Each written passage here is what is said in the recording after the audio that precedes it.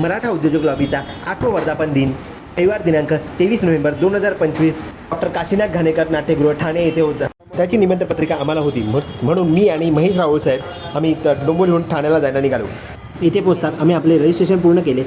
येथे मराठा उद्योजकांचे स्टॉल लावलेले होते, तेथे आम्ही भेट दिली। संपूर्ण महाराष्ट्रातून आलेल्या मराठा उद्योजकांनी येथे स्टॉल लावलेले होते। आम्ही सर्व स्टॉलला भेट दिली, काही नवीन उद्योजकांच्या गाठीभेटी घेतल्या, काही नवीन ओळखी निर्माण झाल्या। नाट्यगृहाच्या समोरच महाराजांच्या पदस्पर्शाने पावन झालेल्या किल्ल्यांची माती आणून सजवून ठेवलेली होती। ही पहा, अशा प्रकारे सजावट केलेली होती। मराठा उद्योजक लॉबीचा हा 8वा वर्धापन दिन होता। संपूर्ण महाराष्ट्रातून आलेल्या मराठा उद्योजकांची शक्ती येथे एकवटली होती। नाट्यगृह अगदी गच्च भरलेले होते। संपूर्ण नाट्यगृह जणू भगवामय झाले होते।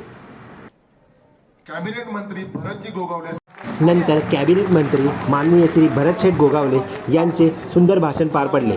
मराठा उद्योजक लॉबीने काही मराठा उद्योजकांच्या समस्या त्यांच्यासमोर मांडल्या आणि काही मागण्या त्यांच्यासमोर मांडल्या।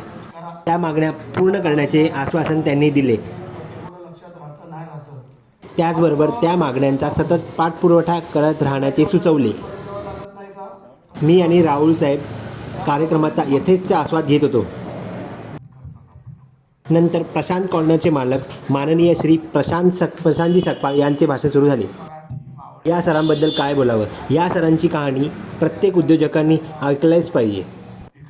ठाण्यात एका छोट्याशा टपरीपासून सुरू केलेला त्यांचा प्रवास आज जवळजवळ 16-17 शॉप्स म्हणजे फ्रँचायझी मॉडेलपर्यंत येऊन पोचलेला आहे।